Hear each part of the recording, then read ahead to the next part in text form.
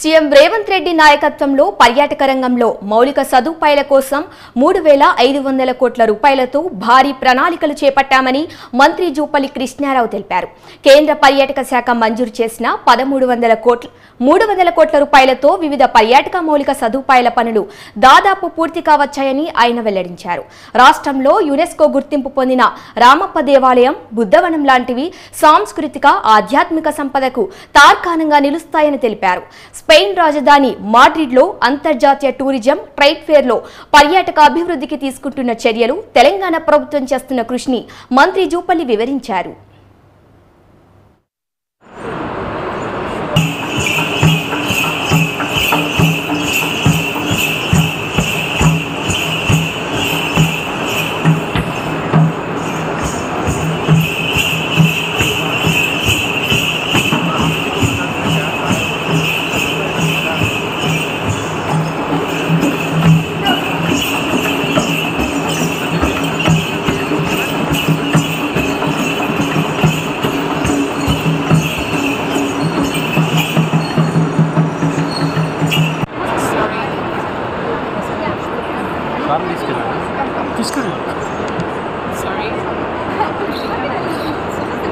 Sorry.